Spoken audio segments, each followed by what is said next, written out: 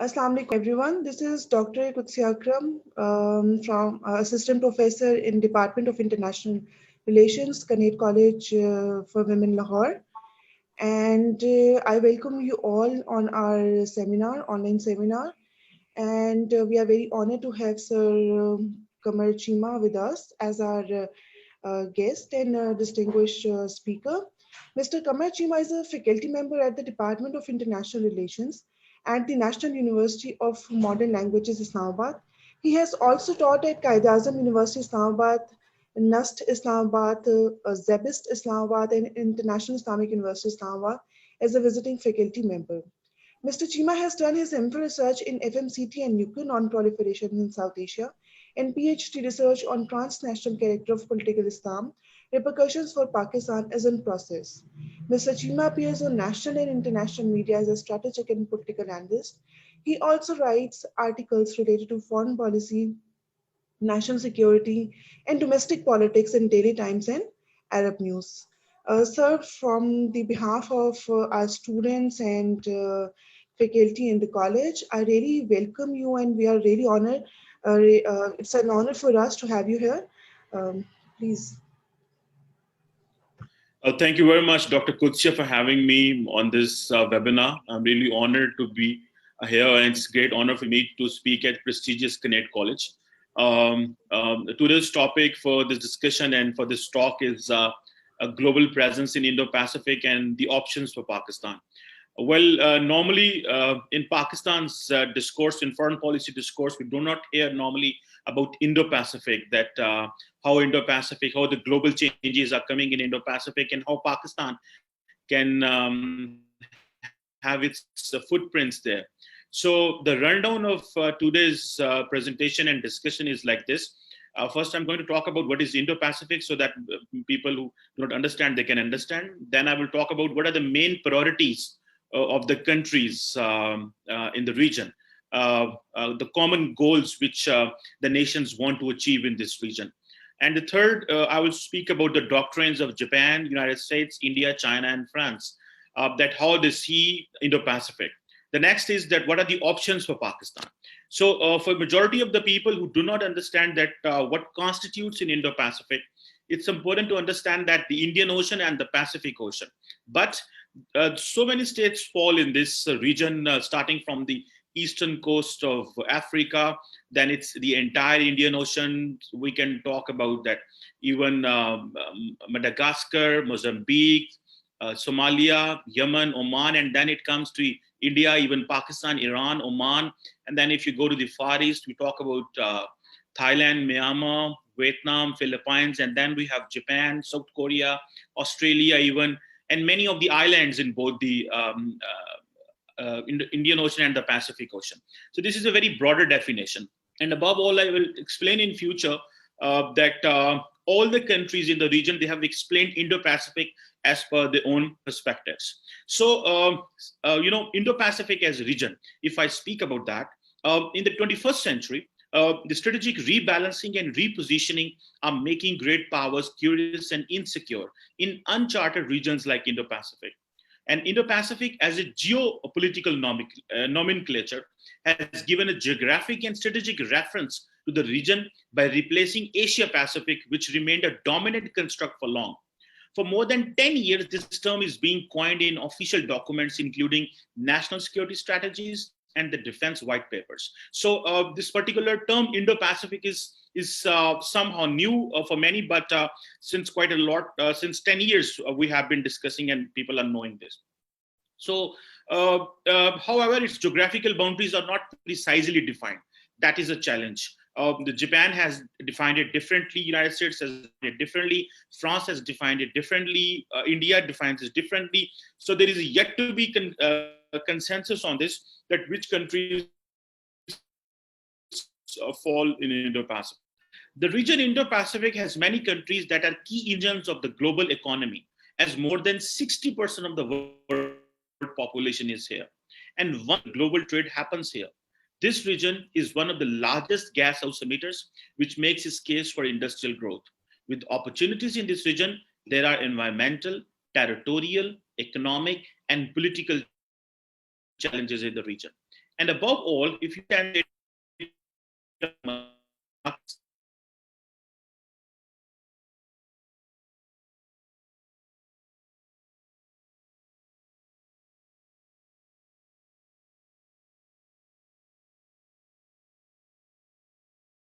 now talking about the priorities that how these countries basically explain Indo-Pacific and why they want Indo-Pacific region to be safe, and this communication lanes and the sea lanes, and the entire oceans to be safe.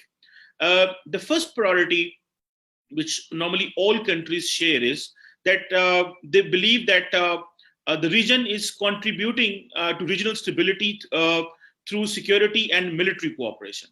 So that is where the first priority falls, that there should be regional stability and security and military cooperation so that the region can move forward. And there is a consensus among all the countries that there should be security cooperation and military cooperation. The second priority is preserving free and open access to maritime lines of communication. This is one of the biggest priority because all the countries in the region, they have their trade passes through all these communication, all these through sea lanes. So they want that maritime routes to be safe and to save from piracy or from other non-traditional security threats and traditional security threats. The third priority is to contribute to strategic stability in the Indo-Pacific by multilateral actions to strengthen regimes like nuclear non-proliferation. Particularly when we talk about nuclear non-proliferation and talking about the strategic stability, they speak about North Korea. But if India and Pakistan falls in that, India is definitely part of Indo-Pacific. We have yet to be a part of the Indo-Pacific region. So definitely this priority brings Pakistan in it as well. The fourth priority is to deal with the catastrophic climatic events. Now nature is involved in geopolitics situation. And this is where majority of the countries in the region, they fall in line that there should be cooperation among all the states in Indo-Pacific, because catastrophic climatic events, they are disturbing all the countries, and they normally call it as a non-traditional security threats. So while discussing the doctrines of different countries, you should keep in mind that this is where the consensus point of all the countries. First, I would like to speak about Japan, that what is the Japanese doctrine for the region. You must keep in mind that Japan was the first country which spoke about Indo-Pacific. In 2007, during his first term in office, Prime Minister Shinzo Abe, now he's a former Prime Minister, Prime Minister Shinzo Abe delivered a speech entitled as Confluence of the Two Seas to the Indian Congress. And definitely it was a speech in New Delhi. In it, he presented his vision of closer political and economic connectivity between the Pacific and the Indian Ocean.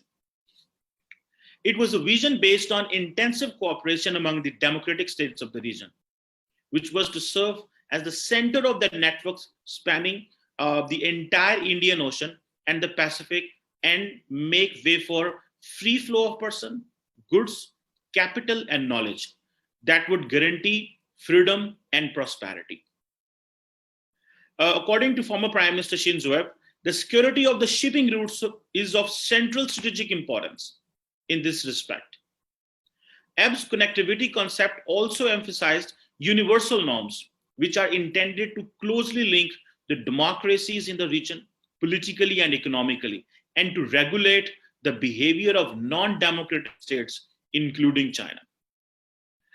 In this context, the former Prime Minister also proposed in 2007 to establish quadrilateral security dialogue, which is normally known as Quad.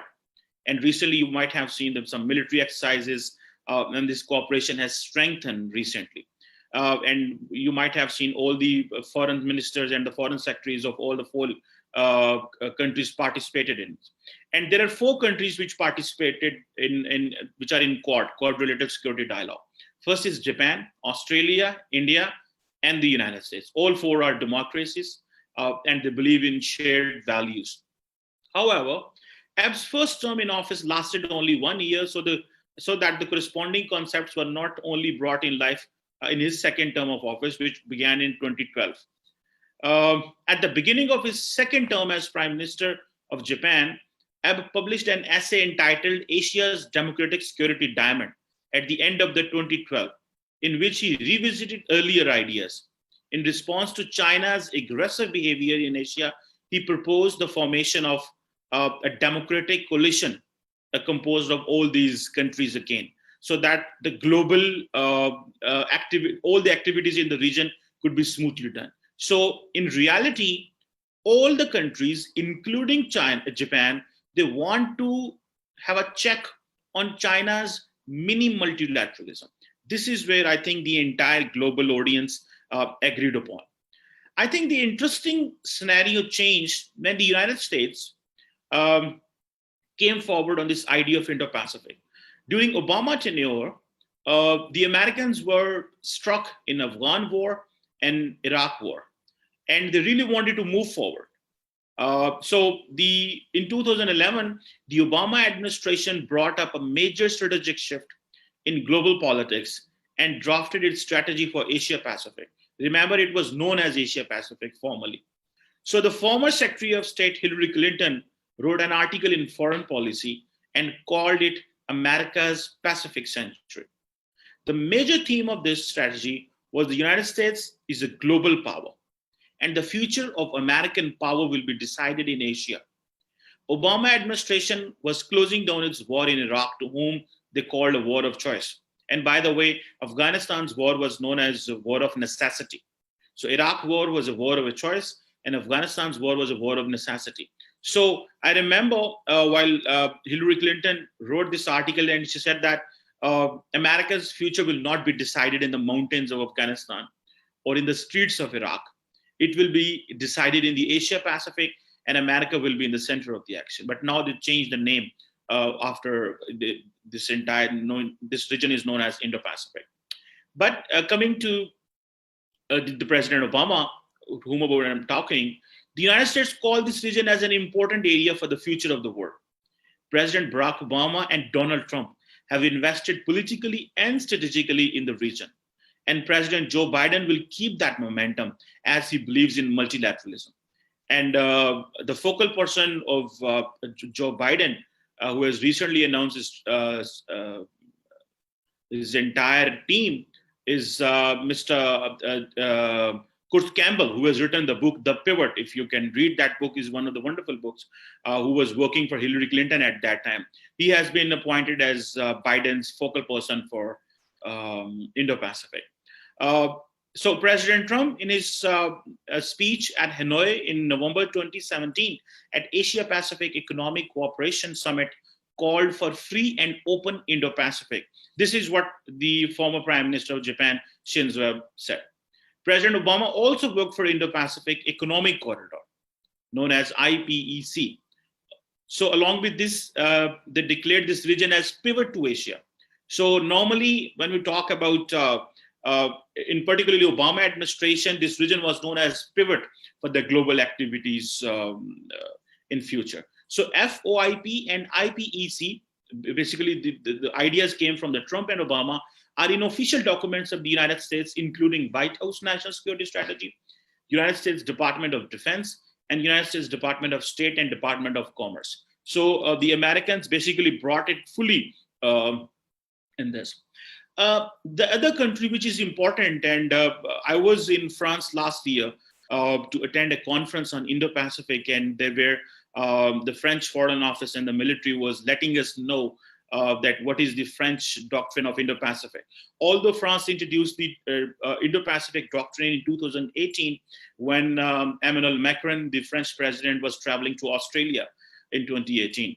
But it's a very interesting case of France, that how France is in an Indo-Pacific power and how France wants to be in the region. So France has come up with this Indo-Pacific strategy in times when the United States was moving back from its ideational leadership under President Trump, and the United Kingdom has left the European Union. This is very interesting that what is an ideational leadership? The ideational leadership is where the United States believed in multilateralism.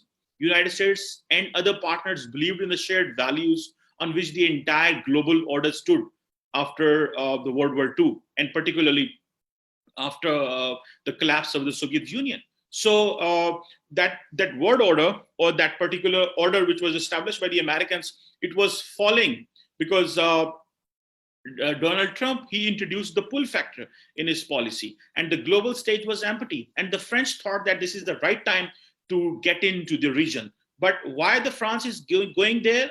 That is again an interesting story, because France has an islands in both the oceans, which I will mention in later.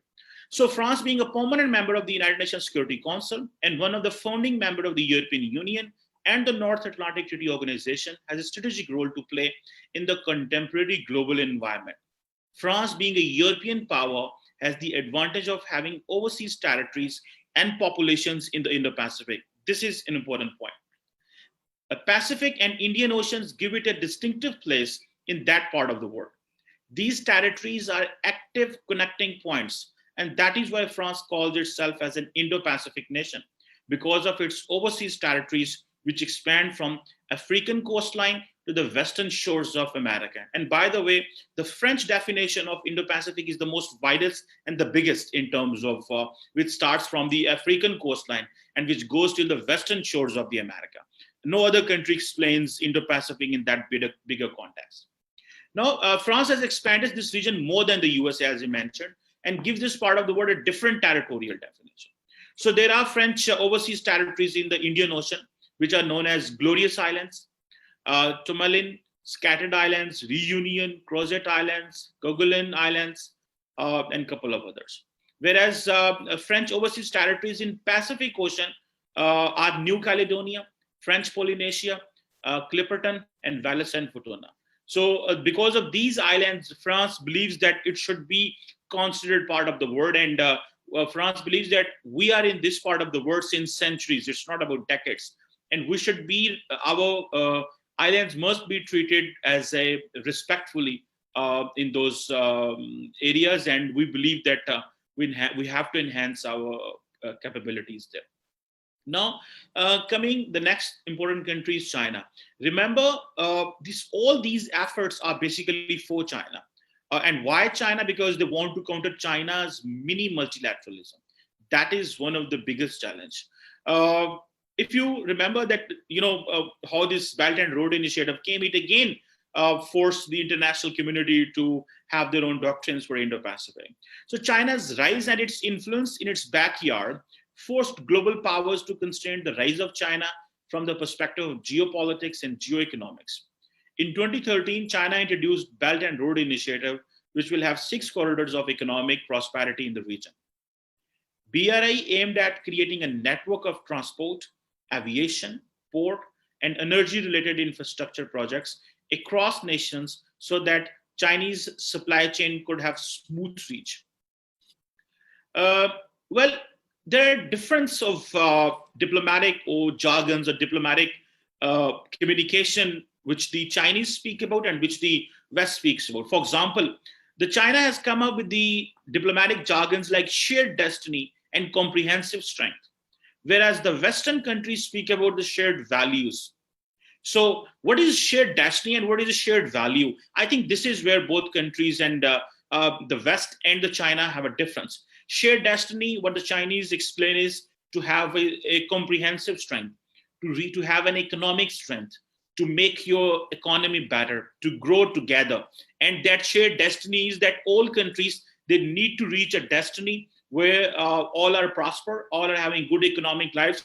It doesn't matter what kind of values you have. But on the other hand, the Westerns speak about values, which is democracy, which is about human rights, which is about freedom of speech, which is about freedom of media. So all these things. So that is the major difference which the West and the Chinese are propagating. But China is reaching all states in the region politically, diplomatically, and economically, and to preparing its coming years peacefully and positive. So COVID-19 pandemic, which has shocked whole world, but the Chinese economy was not affected. This has assured the global community and the region that China is a stable power and its economic, military, and strategic interests will not be affected with Indo-Pacific strategies of the great powers. And there's interesting thing is that how the region talks about that. That is something, I will speak about that as well, because all these countries have all the doctrines and all the ideas, but how region responds to that, because they have serious concern of all these great powers who are putting a lot of military might, economic might, and political influence in the region. Next important country is India, for whom the Americans changed this entire region and they named it as the Indo-Pacific. By the way, in Pakistan, our stakeholders, they believe that we should discourage talking about Indo-Pacific and we should call it Asia-Pacific. But in my personal understanding, it's not possible to call it, and because all these politics of nomenclatures is not something which is in our hand. So how the governments and the global powers, think tanks, media, they talk a lot about Indo-Pacific and they give names to all these ideas. So we don't have a control that we should call it as Asia-Pacific because of India. I think we need to get out of all these things. But anyhow, India is an important country, and Indian foreign policy in past revolved around non-alignment and strategic autonomy. But with the rising global competitions in Indo-Pacific region, Indian government normally, they do not issue white papers on defense and foreign policy, but few documents have highlighted Indo-Pacific. India realized a shift is needed from Euro-Atlantic to Indo-Pacific, and for this, India has developed its Act East policy. Indian Maritime Security Strategy of 2015 spoke about changes in the region and suggests to the government to adopt a more robust foreign policy for Indo-Pacific. Academic think tanks and Indian foreign offices started using and propagating this term Indo-Pacific. Well, the term Indo-Pacific in the United States has renamed its Pacific Command to Indo-Pacific Command. This gives India a global outreach and a nomenclature of its ocean getting global acceptance. India had a Look East policy since 1991, and now it adopted Act East policy. So India moved from Southeast Asia to Indo-Pacific with a changing regional framework. Well, what the regional states say about that? What is it? What the Australians talk about? What the African states talk about? Normally, the Africans do not have much say in Indo-Pacific because they are at the receiving end. But primarily, all the countries in this for Asia-Pacific, or all the countries in the region, other than starting from Japan till Malaysia, Indonesia, Myanmar, India, and all these countries, they have a more say in the system. Well, there are 4, 5, 6 points as far as what the region wants that these countries should do and they should not do. First, the regional states discourage being part of the competition of the global powers, and they don't want their region to be made a war zone or some kind of a place where they can do any kind of nasty things the way they have been doing in the past in other parts of the world. Second is they believe in the idea of shared destiny and comprehensive strength. A majority of the countries, even the Americans, are worried that why they are so more close to the Chinese on this shared destiny, because the ASEAN framework believes that we have to work together and we will resolve all our matters together and there will be no war. So they believe in shared values, but for a moment they believe that this is all a domestic things and the nations have to decide themselves. So what is a common goal is a shared destiny. So more closely, they follow Chinese governance model and Chinese economic strategies for their domestic growth. Next is all these countries want that communication lanes and communication lanes to be safeguarded, and there should be maritime security because they want to avoid from piracy and other challenges in the region. So they believe that if the supply chain is in a good position, the growth will be there. So that is why they believe that all these countries, they need to come up with all these ideas. And above all, the important thing is that all the regional states want that they should be support in the times of the natural disasters. And we might have seen there are natural disasters in the region. So, and this other point is that these countries discourage taking sides. They are on the part of China, they're supporting China or they're supporting America. And then is that the important thing is that this entire region wants to deal more in non-traditional security as compared to traditional security. So this is something which is very important perspective which has come from the regional states. Now, just the last part of the discussion is what are the options for Pakistan? What Pakistan should do, and what we have been doing in the past, and where we have to move forward in the future. Uh, Pakistan is not an active member of the Asia Pacific, which is known as Indo Pacific, but Asia Pacific stays at its position as well. But it remained an active member when East Pakistan was part of Pakistan, which is now Bangladesh. Pakistan remained part of the American regional organizations like Southeast Asian Treaty Organizations, CETO, and the Central Treaty Organization, CENTO, to strengthen democracy and stay away from Soviet influence. East Pakistan became part of the center during the Cold War for financial support from the America. That is where we have been part of that region. And Bangladesh is an active member of the Indo-Pacific. So after the Cold War, this is the first time option for Pakistan to engage in the Indo-Pacific, as we believe the blue economy is going to play a role in the future trade routes. You must know that the Ministry of Maritime Affairs of Pakistan released the blue economy policy in August 2020. And Prime Minister Imran Khan declared the year 2020 as the year of blue economy. But unfortunately, we didn't see all that in media and all that in foreign policy domain. But 2020 was a year of the blue economy policy. Why we couldn't highlight it and why we couldn't tell the world that how much we are supporting this, I don't know, but we can have a discussion on this. Just here, one more point I want to mention, that since Indo-Pacific is also about the eastern coast of the Africa, Pakistan also introduced in 2019 its policy for Africa. So it was engaging Africa policy. So all the countries, and unfortunately, that policy was not in spirit of that how much Africa is important for Pakistan, which are I think 44 countries, but it was that we have to manage India there as well. So that is another interesting situation. Now, Pakistan has a huge maritime potential, and it needs to revitalize the shipping sector, as this will help save foreign exchange reserves. The blue economy encompasses several industries, including ports and shipping, energy, renewable energy, fisheries, maritime transportation, tourism, climate change, and many other areas.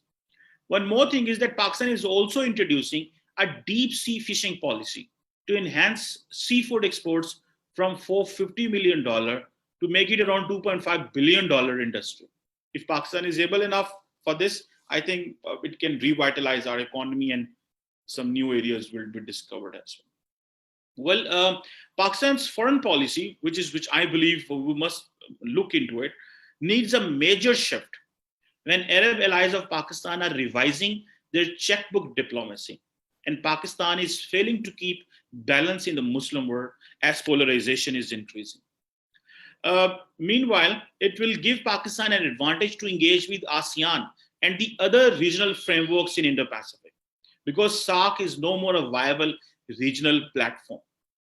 And Pakistan, its institutions, and the people need to think beyond traditional areas of the world like Middle East, Europe, America, and Asia Pacific or Indo-Pacific, an area that carries the potential to carry forward shared economic goals, being the economic engine of the world.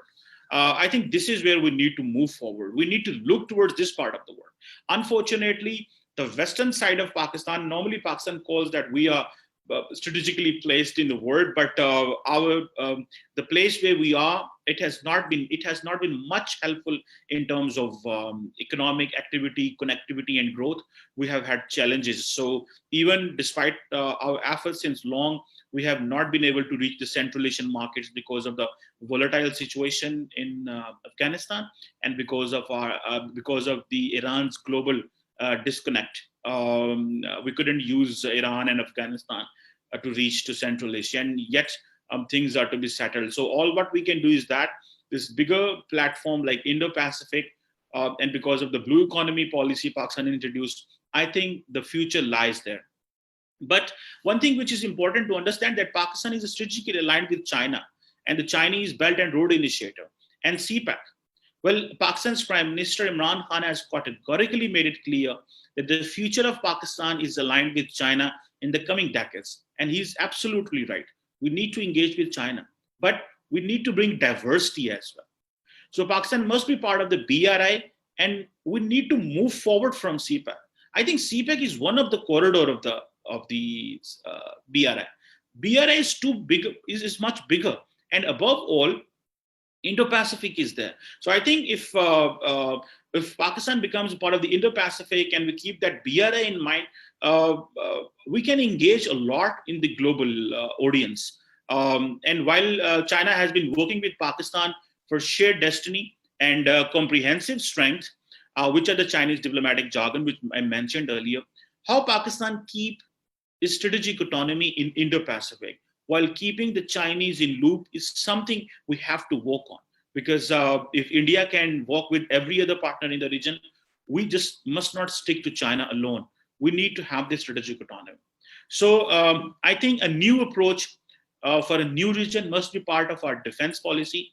So rather than dragging traditional rivals in every region will not be a wise approach. And we have to show the world a new approach, which is based on shared values and shared destiny, which is keeping autonomy with the great powers. Thank you very much. Thank you so much, sir. It was really an informative and insightful information. And before we open the house for the questions from our students, I have some questions to ask. Do you really think Pakistan has the political and strategic capacity to find its way in the already complex dynamics of Asia Pacific, Indo Pacific region? Do we have the? Well, I think our navy has some significance, and with the support of the Chinese, we can get into the region. All what we need to do is that we have to make a plan that what is happening in Indo-Pacific. I have not heard about any debate which is going on in foreign policy circles that how much Indo-Pacific could be of value. So I think the entire global society is gathering there, and we are completely disconnected from the Asian Pacific countries. We are no more engaged with ASEAN. And remember, ASEAN, the Americans, when they were leaving Afghanistan and Iraq 10 years ago, remember, Americans left Iraq and Afghanistan in 2011.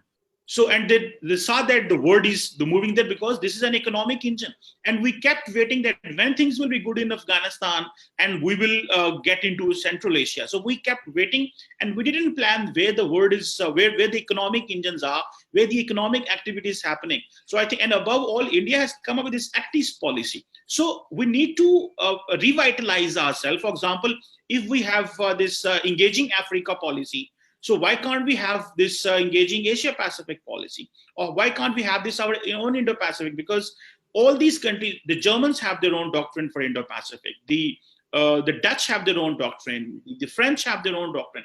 So I think we need to get to there bilaterally and multilaterally as well. All right, sir. And what do you think the prospect of blue economy would serve our interest in the region? Well, I think it depends that how much government puts its time and effort for making blue economy a national framework. And we ask our investors to invest there in blue economy, because normally blue economy is nowhere we don't take our people. Our economy revolves around either on in stock market or in real estate. So we need to ask our people to invest in other avenues. So, for example, 2020 was a year of blue economy, but it was not in the larger, it was not discussed in the larger framework.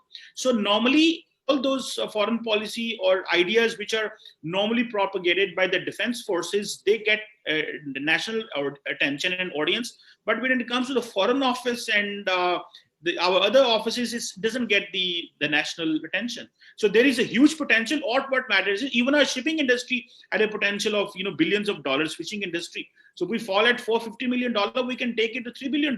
So if we put our efforts there. All right, sir. Thank you, sir, for giving us this opportunity, for providing us with such valuable information. And on behalf of Department of International Relations, I really want to acknowledge your time, your precious time, information. And I hope we'll continue with the this tradition of sharing information with each other in the future as well. And thank you so much. Thank you, everyone. Thank, Thanks. thank. Allah Hafiz. Questions.